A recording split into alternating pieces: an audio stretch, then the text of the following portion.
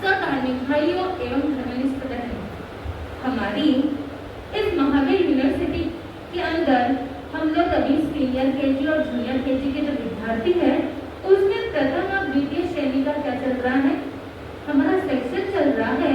हमने चर्चा की कि सामयिक अर्थात भीतर आना, हमने चर्चा की कि आना तो है पर गुरुदेव भगवान और हमारे तीर्थंकरों से कैसे मांगना अर्थात वंदना करना।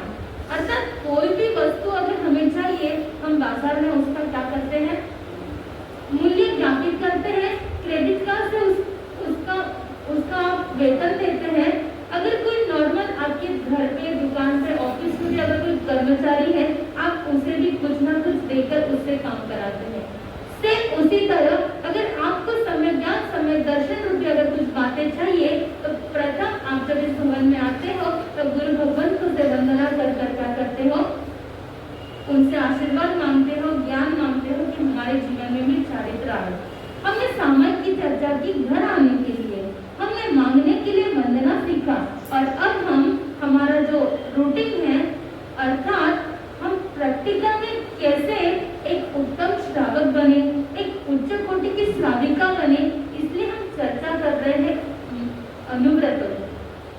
साधु संतों के महाव्रत होते हैं और गृहस्थियों के क्या होते हैं, अनुव्रत। परमात्मा ने आपके ऊपर कितनी दया बरसाई है, परमात्मा ने आपको कितनी फैसिलिटी दी है, पर कहते हैं ना बच्चों को ज्यादा फैसिलिटी माँ बाप देते हैं तो बच्चे थोड़े से क्या हो जाते हैं, मैं भी बोलती हूँ हमारे जिगर भाई वगैरह के बच्चे बिगड़ जाते हैं।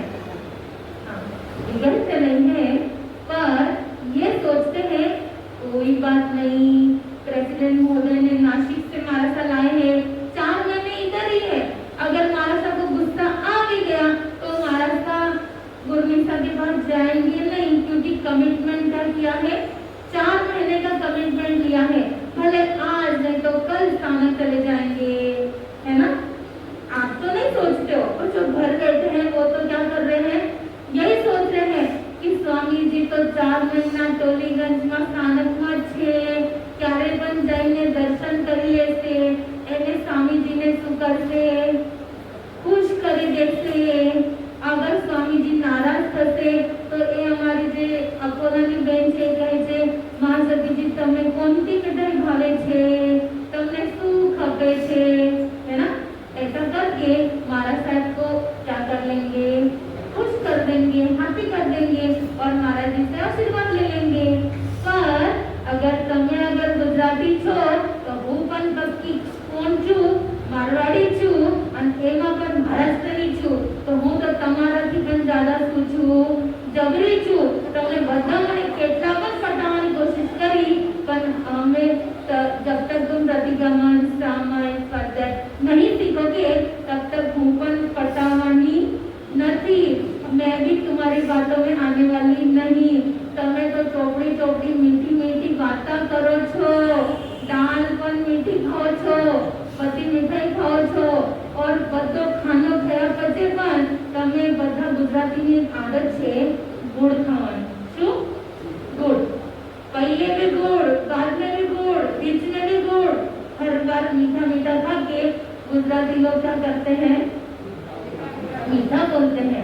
बात चल रही है अनुव्रतों की। बंधुओं, परमात्मा का जो दिन शासन है वो हमें बड़ी ही मेहनत से मिला है। जैसे आजकल हम देखते हैं कि जब भी कोई यूपीएससी का एग्जाम देता है, लाखों विद्यार्थी परीक्षा देते हैं, परंतु सिर्फ 200, 300, 400 विद्यार्थी पास होते हैं और उसमें से भी बहुत कम वैकेंसी मिलती है। बहुत कम ऐसे विद्यार्थी होते हैं जो कलेक्टर की कुर्सी पर बैठते हैं, ऐसे बहुत कम विद्यार्थी होते हैं। उसी प्रकार वो तो कलेक्टर की डिग्री आपको मिल जाएगी, कुर्सी भी मिल जाएगी, पर परमात्मा भगवान महावीर स्वामी फरमाते हैं कि अनुव्रतों का जो लाभ है, अनुव्रतों का जो चांस है, वो तो उससे भी ज्यादा क्या है, नामुमकिन है। करोड़ों लाखों के बीच में आपको जिन शासन मिला है, पर हम अगर ये सोचेंगे कि कल कर लेंगे, परसों कर लेंगे, कोई बात नहीं, हमारा सा यहाँ पर है, तो परमात्मा ने यहाँ बताया है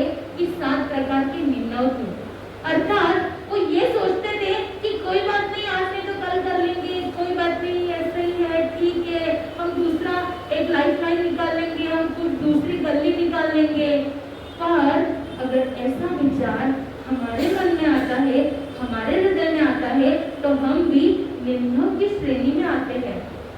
एक बार निर्णयों की श्रेणी में मुझे याद आ रहा है, आज हमारा मृषावाद की चर्चा चल रही है और मृषावाद की चर्चा के दौरान 7 निर्णयों में एक निर्णय का नाम आता है जिसने परमात्मा की वाणी पर, परमात्मा की बताई हुई ज्ञान की चर्चा पर आक्षेप उठाया और उसने अपना नया मार्ग, उसने विचार किया कि मैं परमात्मा का मार्ग बहुत कठिन है, मैं थोड़ा इजी करके चलता हूँ।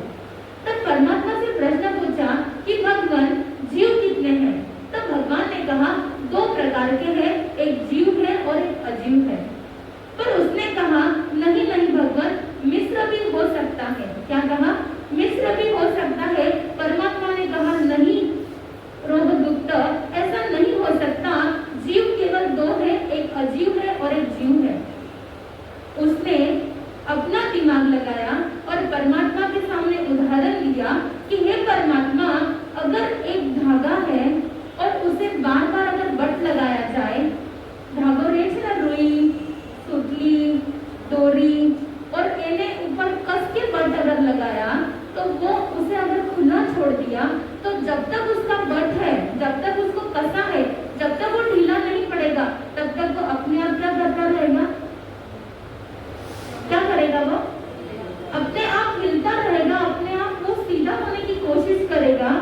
तब रोहदुक्त कहते हैं जो ये परमात्मा એ આપણે આ હલે છે પણ એનામાં જીવ છે નથી અને આ અજીવ છે પણ એનામાં ઓર એક ઉદ્ઘાટિત થાય છે, એનું નામ છે મિશ્ર।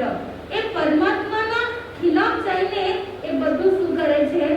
પરમાત્માનો વિરોધ કરે છે, પરમાત્માના બતાવ્યા વાણીના ઉપર શંકા કરે છે, પરમાત્માના વાતોને આ વિરોધ ગતિથી જોએ છે।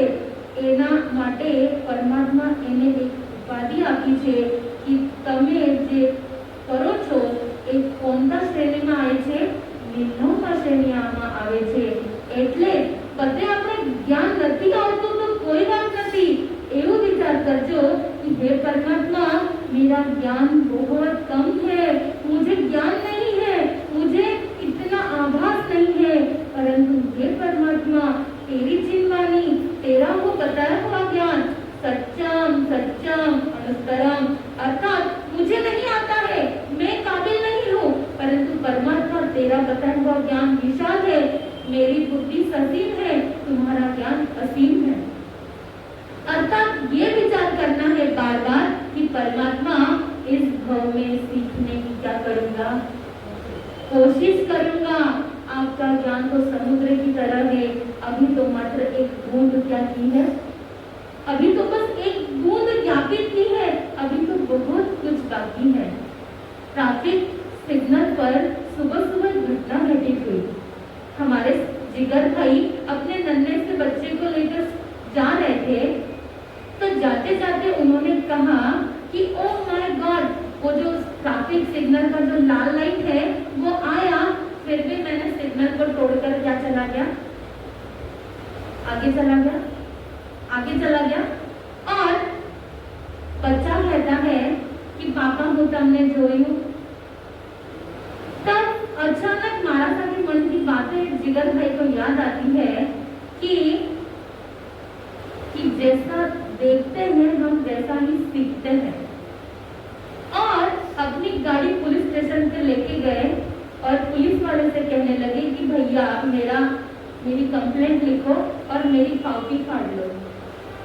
तो पुलिस वाला अपने काम में व्यस्त था। उसने कहा कौन सा सर्कल पर तुम्हारी गाड़ी पकड़ाई गई, कौन सा सर्कल पर तुम्हें क्रॉस की दो, फलाना फलाना सर्कल का नाम बताता है। और पुलिस वाला कहता है वहां पर तो कोई पुलिस था ही नहीं, ट्रैफिक पुलिस, फिर तुम फाइन भरने क्यों आए? तुम्हें मैसेज आया? वो कहता है नहीं, फिर तुम क्यों आए पैसे भरने? वो कहता है भले ही मुझे ट्रैफिक पुलिस ने नहीं पकड़ा हो, मुझे मैसेज नहीं आया हो, पर एक व्यक्ति था जिसने मुझे इस गलत काम करते हुए मुझे देखा है, झूठ करते हुए देखा है, और वो है मेरा नन्हा सा बेटा। कौन है? मेरा नन्हा सा बेटा जिसने मुझे क्रॉस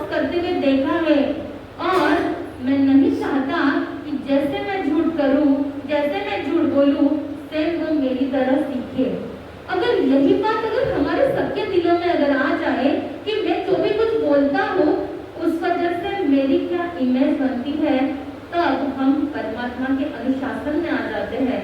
परमात्मा के उस अनुव्रतों को हम फॉलो करते हैं और उसी अनुव्रतों में अगर हम जीने को लग जाए तो अर्थात हम प्रैक्टिकल में अगर लाए तो जैसे परफेक्ट प्रैक्टिकल से एक डॉक्टर अच्छा डॉक्टर बन जाता है, सेम उसी तरह अगर अनुव्रतों को अगर हम अपने लाइफ में फॉलो करते हैं तो हम एक अच्छे क्वालिटी के क्या बन जाएंगे, श्रावक बन जाएंगे। और हमारी ये यात्रा एक श्रावक बनने की चल रही है। महारथी तो बनो, मेरी शुभकामना है टोलीगंज वालों। पर मैं चाहती हूँ कि नदी नहीं पर बूंद बन जाना, नदी नहीं पर बूंद जन बन जाना, श्रवण कुमार नहीं पर उसका भाई बन जाना। इस चातुर्मास में कुछ न कुछ बन जाना मेरे भाइयों। पहाड़ नहीं बन सकते हो पर राई बन जाना, राई बन जाना। अर्थात इस चातुर्मास में कुछ न कुछ बनने का संकल्प रखो कि मुझे अनुभवों को समझना है और अपने डेली लाइफ में उसे क्या करना है, फॉलो करना है। तभी हमारा इतना तीसरी मंजिल तक आप आते हो। आप सच कहो, आपको जितना दर्द नहीं होता है उतना मुझे दुख होता है। और जब इन सीढ़ियों को चढ़ती हूँ तो बाबा जयंत गुरुदेव जगजीवन जी महाराज साहब से एक ही प्रार्थना करती हूँ कि बाबा इतनी कृपा बरसाओ कि हमारा ये स्थानक निशान बन जाए और फर्स्ट फ्लोर पर हो जाए, कि हमारे जो बुजुर्ग बड़े हैं उन्हें कोई तकलीफ ना हो। क्योंकि आपकी जब थकान देखती हूँ तब मेरा हृदय भी क्या हो जाता है, द्रवित हो जाता है। विषय चल रहा है मृषावाद। एक कवि ने कहा है, व्यक्ति जब बार बार झूठ बोलता है तब एक कवि ने कहा है, सजन तुम झूठ मत बोलो, खुदा के पास जाना है। सजन तुम झूठ मत बोलो, खुदा के पास जाना है। वहाँ हाथी है न घोड़ा है, वहाँ पैदल ही जाना है। अर्थात हम रूटीन में कभी कभी क्या बोल देते हैं, झूठ बोलते हैं और हमें बड़ा मजा आता है कि मैंने सामने वाले को अच्छे से क्या बना दिया, उल्लू बना दिया। सामने वाले को इतना अच्छे से झूठ बोला कि सामने वाले को उसका क्या नहीं हुआ, पता ही नहीं चला। एक बार जब हम बिहार कर रहे थे और फतेहपुर सीकरी आगरा के रास्ते थे, तब एक गाइड और एक विदेशी व्यक्ति, झूठ बोलने की कितनी सीमा होती है वो आपके सामने है कि वो गाइड और वो व्यक्ति, वो गाइड कहता है, ओहो તમારા અહીંયા તાજમहल પણ છે, ओ કેટલું સરસ છે, એને બનવા માટે કેટલો ટાઈમ लाग्यो? तो गाइड कहता है, लगा होगा 40 साल, लगा होगा 40 साल ऐसे बनने में लगा होगा। तो ત્યારે वो गाइड કહે છે, ओ 40 साल, અમારા વિદેશમાં તો એક જ 5 વર્ષમાં બનીને તૈયાર થઈ જશે। અમારે અહીંયા જે એન્જિનિયર છે એટલી ટેકનોલોજી છે, એટલા સુપર फास्ट અમારું ત્યાં જનરેશન છે कि અમારા અહીંયા તો એ તાજમहल 5 વર્ષમાં શું થઈ જશે, બનીને રેડી થઈ જશે। પછી એક કુતુબ મિનાર દેખાય છે, એને કહે છે કે કુતુબ મિનાર, વાવ એટલી મોટી બિલ્ડિંગ કેટલા સમયમાં બની? તો એ ગાઈડ કહે છે કે બની હશે 20 વર્ષમાં। એ ગાઈડ પર પાછી બોલે છે, 20 વર્ષ? એ અમારા અહીંયા તો બસ 3 વર્ષમાં શું થઈ જશે, રેડી થઈ જશે। અમારા અહીંયા તો એટલા સરસ इंजीनियर છે, વર્કર છે કે એટલો ટાઈમ તો કે લાગે છે એટલી મોટી બિલ્ડિંગ બનાવવા માટે। પછી આગે જાય છે, એને કહે છે, ઓ લાલ કિલ્લા એ કેટલા વર્ષમાં બન્યો છે, એને કેટલો ટાઈમ લાગ્યો છે? તો એ કહે છે ગાઈડ, લાલ કિલ્લા કभी बना? सुबह सुबह तो मैं इधर से गुजरा था, सवारे सवारे હું અહીંયાથી ગુજર્યો હતો ત્યારે તો નતું, અત્યારે કેમ તૈયાર આવી ગયો? तो गाइड કહે છે, ओ સવારના 9 વાગ્યા તૈયાર થવાની ચાલુ કરી અને 11 बजे संपी गयो। और वो जो विदेशी था कहने लगा, 3 घंटे में रेडी? अरे इंडिया छे, इंडिया भारत छे, અહીંયા તો કઈ પણ एकदम इमीडिएट જેમ 5 મિનિટમાં મેગી બને છે, 2 મિનિટમાં બેરોનો મૂળ બને છે। એ લાલ કિલ્લો પણ અત્યારે 2 ઘંટામાં શું થઈ ગયું, बनी गयो। बात केवल काल काल्पनिक है, पर व्यक्ति बातों की बातों में क्या करता है, झूठ बोलता है। कई बार महिलाएं भी क्या करती है, अगर कोई अच्छी सी मिठाई हो और पूछे कि भाई ये मिठाई अच्छा है, सादाकारी है, तो महिला कह देती है मिठाई ए मेज बनाई छे। मैं ये नहीं कहती कि टोलीगंज वाले, पर कई बार ऐसा होता है, हम बातों की बातों में क्या करते हैं, झूठ बोलते हैं। पर परमात्मा कहते हैं ये जो छोटी छोटी आदतें हैं उसी वजह से घड़ा बड़ा क्या हो जाता है, भर जाता है। पर छोटी छोटी बातों पर भी अगर कंट्रोल किया जाए, विवेक रखा जाए, तो हम रोषावाद के पाप से क्या हो सकते हैं, बच सकते हैं। बंधुओं, बात छोटी नहीं होती, बात होती है, पर वो बात इतनी बड़ी हो जाती है कि हमें क्या करना पड़ता है, छुपाना पड़ता है। और एक झूठ के लिए आपने खुद ने देखा होगा, आपको 10 जनों को अलग अलग क्या बोलना पड़ता है, अलग अलग झूठ बोलना पड़ता है। यहाँ पर एक बात बताई है कि जैसे कि मृषावाद में हम देखते हैं कि अगर कोई व्यक्ति सहसाकार से किसी के प्रति झूठा हाल लिया हो, रहस्य बात प्रकट की हो, स्त्री पुरुष का मर्म प्रकाशित किया हो और झूठा लेख लिखा हो। बंधुओं,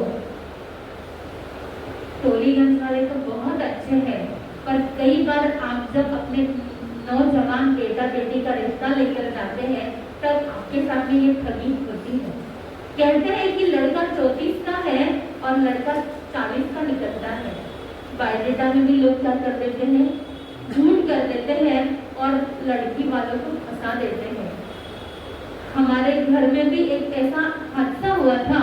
मेरी नानी बताती है कि जब मेरे मासी को विजयवाड़ा देखने के लिए गए, एक मारवाड़ी हतु और एक कहे छे कि एना पासे એટલી મોટી મોટી હવેલી છે, એ જે જાગા દીખે છે એ બધી એ છોકરાના પપ્પાની છે, બધું એના પાસે પૈસો છે। हमारा नाना હતા ना, એ ત્યાં उस समय के अच्छे पढ़े लिखे थे। नाना ने सोचा कि एक दिन बिना पूछे जाता हूँ, मतलब उन्होंने कहा कि टिकट मेरा बन गया है माचोरा का महाराष्ट्र में, पर नाना गए नहीं। उन्होंने अपना टिकट का टाइमिंग दूसरा रखा था और नाना ऐसे ही गली में गए और ऐसे पूछा एक व्यक्ति से कि मारी छोकरी एना घर में देवानी छे, एना पासे કેટલી પ્રોપર્ટી છે, એ દુકાન વગેરે શું શું છે એમનો? તો એ શ્રાવક કહે છે कि भाई एना पासे तो कई ज नहीं, एनो छोकरो जुवारी छे अने ए जे तमने दिखाय छे ए बधो एनो बीजानो छे अने 10-10 5-5 रुपया आप्या छे अने एने कहे छे कि तमने शुं कहीजो ए छोकरानो छे। तो एवी प्रकारे ठगी थाय छे। पर परमात्मा कहे छे कि ऐसा झूठ भी झूठ है और वो कर्मों का क्या कराता है, बंधन कराता है। छोटी उम्र वाली स्त्री के साथ में अगर कोई झूठ बोलकर अगर शादी करता है तो वो भी मृषावाद के इसमें दोष लगता है। पहले जमाने में अखबार छपते थे और फिर बिकते थे।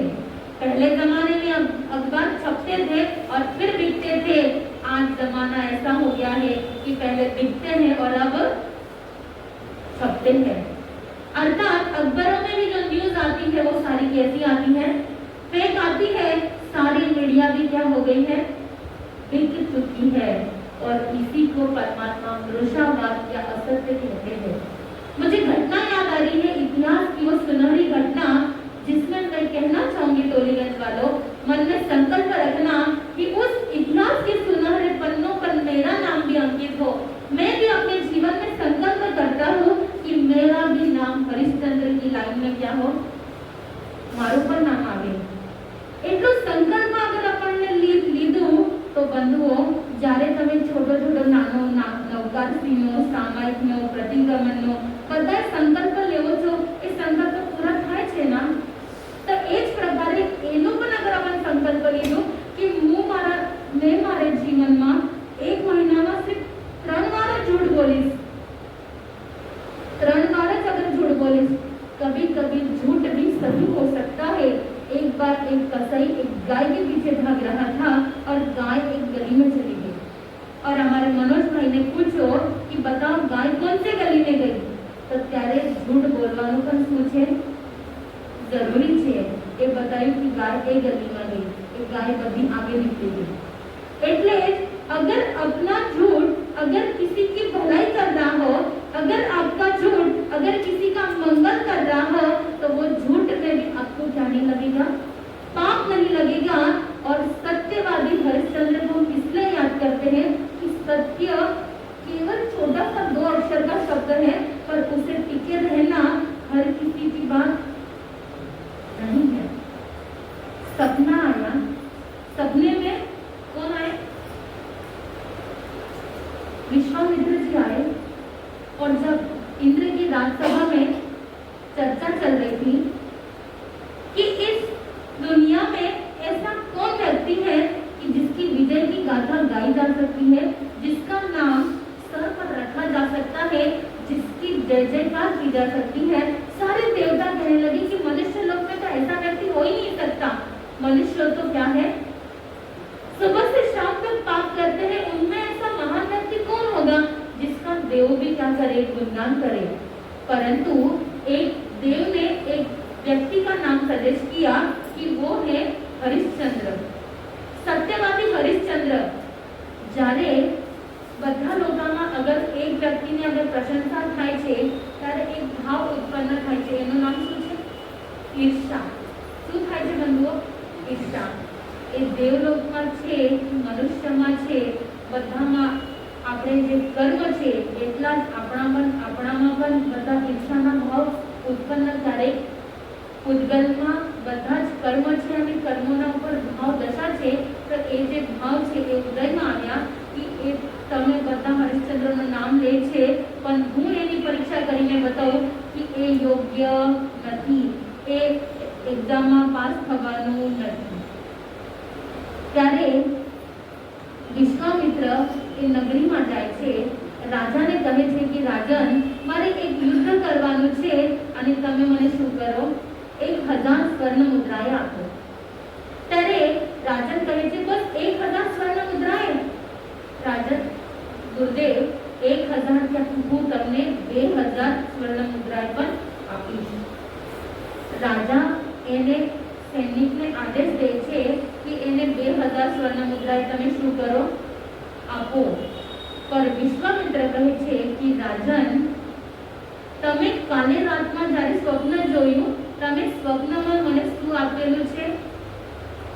તમારો બધું તમે રાજ્ય મને આપેલું છે, એટલા જ માટે આ રાજ્યના ઉપર તમારું કાઈ નથી, એના એક કપડાના એક ધાગાના ઉપર પણ તમારો અધિકાર નથી। અને તમે કેને કહો છો મંત્રીને? એ મંત્રી પણ મારું છે। આ રાજ્યનો સ્વામી અત્યારે હું છું, તમે મારી 1000 स्वर्ण मुद्रा તમે મને આપી દો। જો તમને અત્યારે મને શું કર્યું છે, દેવાનું યજ્ઞ માટે દેવાનું તમે મને વાદો આપ્યું છે, વચન દીધેલું છે, એ તમે મને 1000 स्वर्ण मुद्रा અત્યારે આજે જ તમે મને શું કરો, આપી દો। राजो याद करे छे, इन्हें याद आवे छे कि हाँ रानी तारा, मैंने ऋषि को क्या दे दिया है, राज्य दे दिया है, यहाँ की किसी भी वस्तु पर अपना अधिकार नहीं। जब जाने लगे तब विश्वामित्र कहते हैं ये स्वर्ण आभूषण भी क्या कर दो, देकर जाओ, इसके ऊपर भी तुम्हारा केवल तुम अपने जो कपड़े पहने हैं उसको भी मैं तुम्हें खुशी खुशी देता हूँ, उतने कपड़े पहन कर जाओ, बाकी तुम्हें यहाँ से एक सोने का तार ले जाने की परमिशन नहीं। राजन કહે છે જો આज्ञा ऋषिवर, जो आज्ञा राजन, એવું કહીને આપણા છોકરાને લઈને આપણા રાણીને લઈને શું કરે છે, નીકળી જાય છે અને એક ઘાટના ઉપર જઈને જોએ છે, બધાને કહે છે કે તમે મને શું કર લો, ખરીદ લો, મને અત્યારે 1000 स्वर्ण मुद्राओની અત્યંત આવશ્યકતા છે। પર બંધુઓ, જ્યાં સુધી તમારા પાસે પૈસા છે ત્યાં સુધી બધા તમારેથી એમ જ વાતો કરે છે, પણ જ્યાં સુધી તમે કહો कि मने मदद जरूरी छे, मने काम छे, ત્યારે मुझे बताओ कोई आता है पास में नहीं। और उसी प्रकार राजा को कोई भी खरीदने को तैयार नहीं। राजन इधर उधर भटक रहा है, कोई भी खरीदने को रेडी नहीं। और उसी समय में एक व्यक्ति को पता चलता है कि एक दास जो है वो सुबह से शाम तक घूम रहा है, पर अभी तक उसे किसी ने खरीदा नहीं। तब वह शमशान में रहने वाला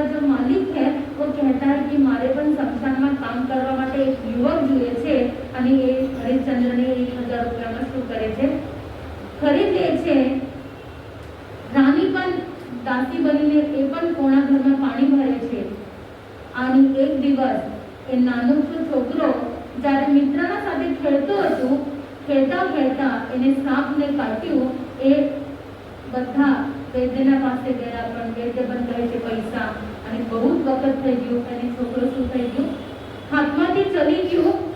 दुख के पहाड़ एक साथ आकर क्या होते हैं बंधुओं, गिरते हैं. दुख की काली रात में कोई भी आपका साथी नहीं होता है. उस समय में आप अपने अकेले होते हो, और उस समय में आपके अश्रु पूछने वाला भी दुनिया में कोई नहीं होता है. सेम यह हरिश्चंद्र और तारा रानी के साथ हो रहा है. रानी अंधेरी रात को 12 बजे अपने पुत्र को लेकर शमशान घाट जाती है. वहां जाकर स्मशान में रहे हुआ जो रखवाली कर रहा वॉचमैन है, उसे कहती है कि भैया मेरे इस पुत्र का क्या कर दो, अंतिम संस्कार कर दो. પણ એ પણ શું છે, બંધેલું છે. એ પણ કોણાનો નોકર છે. એને માલિકે એને આદેશ આપ્યો છે कि फ्रीમાં કોણો પણ અંતિમ સંસ્કાર કરવાનો નથી. એનો કઈ ના કઈ તમે શું કરવાનું જોઈએ, ચાર્જ તમે આપવો જ જોઈએ. એ ચાર્જ આપે છે, પણ એ કહે છે કે મારા પાસે ચાર્જ નથી, મારા પાસે પૈસા નથી, મારા પાસે કંઈ પણ નથી. એ આપણો સાડીનો પલ્લું ફાડીને એને કઈ શું કરે છે कि साड़ी का पल्ला ले लो, साड़ी ले लो, और ये मूल्य देती हूँ, कृपया करके मेरे बेटे का क्या कर दो, अंतिम संस्कार कर दो. बंधुओं, बताओ कितनी विकट परिस्थिति है कि जहाँ पर धूप भी उस महलों में आने से पहले पूछती है कि तारा रानी तुम्हारे पर गिरूं या नहीं. उस समय में जहाँ पर हजारों खाने के लिए फल फूल है, और आज बेटा दुनिया से चला गया. आज कुछ भी नहीं है, मूल्य देने के लिए भी पैसा नहीं है, वेतन देने के लिए भी पैसा नहीं है, स्मशान में अंतिम संस्कार करने की भी सामग्री नहीं है. और ऐसे समय में अगर इतनी जबरदस्त अगर परीक्षा हो, पर हरिश्चंद्र और तारा रानी विचलित हुए नहीं, केवल धर्म पर अडिग रहे, हमेशा धर्म पर रहे, तो परमात्मा भले ही आपकी परीक्षा ले सकता है. यहाँ पर लेखक कहता है कि सत्य परेशान हो सकता है, परंतु सत्य कभी भी हार नहीं सकता है. सत्य की हमेशा जीत होती है. और उसी समय में अपनी रात की अंधेरे में वो साड़ी फाड़ती है, और उस स्मशान में रखवाली करने वाले को देती और कहती है कि तमें શું કરો, મારા છોકરાનો ये रोहित का क्या कर दो, अंतिम संस्कार कर दो. आंखों में अनंत अनंत अश्रु बह रहे हैं.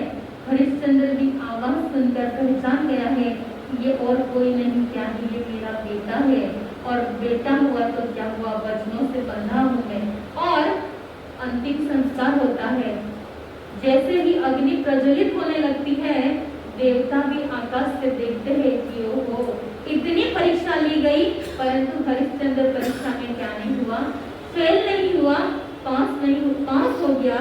तब सारे ऋषि मुनि देवता उस आकाश से बारिश करते हैं, वर्षा वृष्टि करते हैं, और हरिश्चंद्र को वरदान देते हैं कि जब तक सूरज चांद रहेगा, हरिश्चंद्र तुम्हारा नाम रहेगा.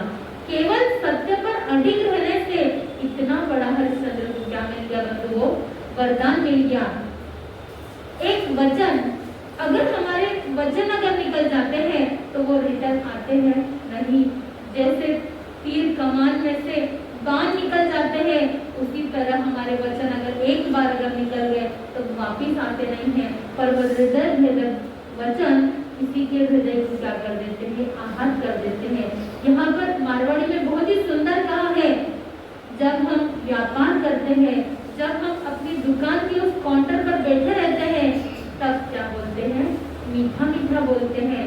लेखक कहता है मीठा मीठा बोले घण ग्राहक सामने, मीठा मीठा बोले घण ग्राहक सामने, तागड़ी में तोले जब भूल जावे राम ने जी, भूल जावे राम ने, भूल जावे राम ने. हो पैसा ने क्यों तू कलम बनावे, कलम ने क्यों तलवार बनावे. ईतन रो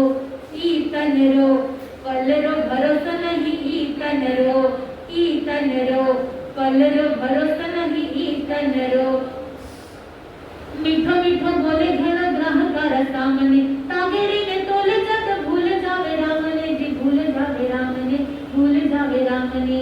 अर्थात जब हम तागड़ी में अर्थात तराजू में कुछ तोलते हैं तब हम ग्राहक को कभी कभी क्या बना देते हैं, बुद्धू बना देते हैं, झूठ बोलकर कहते हैं कि हाँ तुम्हारा बराबर हो गया, और उसी समय कलम को हम क्या बनाते हैं, तलवार बना देते हैं। सामने वाले के जिगर पर जब वो तलवार चलती है तब उसकी सारी आह आह किसको मिलती है, हमें मिलती है। इसलिए लेखक कहता है ई तनरो पलेरो भरोसा नहीं ई तनरो पलेरो भरोसा नहीं ई तनरो।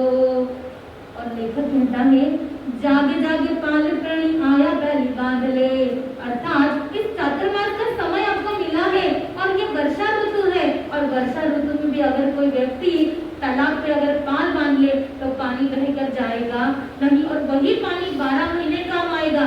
सेम उसी तरह अगर आपने भी आपकी 4 महीने में ज्ञान की अगर पाल बांध ली तो पानी बह कर जाएगा नहीं।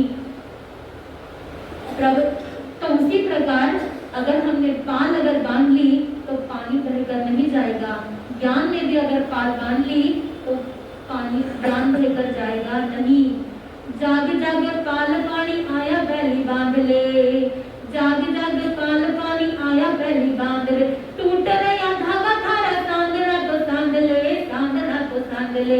हो मधुकर साची तने बात बतावे ई तनरो पलेरो भरोसा नहीं ई तनरो पलेरो भरोसा नहीं ई तनरो। अर्थात इस तन का क्या नहीं है, भरोसा नहीं है, परंतु अगर हमने तन के इस तनुरे में परमात्मा श्री राम का या भगवान महावीर स्वामी का अगर नाम ले लिया तो यही हमें क्या बन जाएगा, उपयोगी बनेगा। वचनों के तीर को संभल कर बोलना है, माप तोड़ कर बोलना है, तो हमें दूसरा अनुगत मृषावाद का हमें क्या नहीं लगेगा, दोष नहीं लगेगा। यहाँ पर लेखक कहते हैं कन्ना लिए गवा लिए उड़ सीखीजे। अर्थात कभी कभी कन्या के विषय में झूठी गवाही देते हैं। आज तो किसी के पास में जानवर नहीं है, पर पहले जमाने में 2-2, 3-3 गौशालाएं हुआ करती थी, और एक एक गौशाला में हजारों पशु हुआ करते थे। और जब पशु बेचने का बात आता था तब लोग क्या करते थे, ये गाय अभी अभी नई है और बुढ़ी गाय को बेच दिया करते थे। मतलब जानवरों में भी लोग क्या करते थे, झूठ बोलकर उन्हें बेचते थे।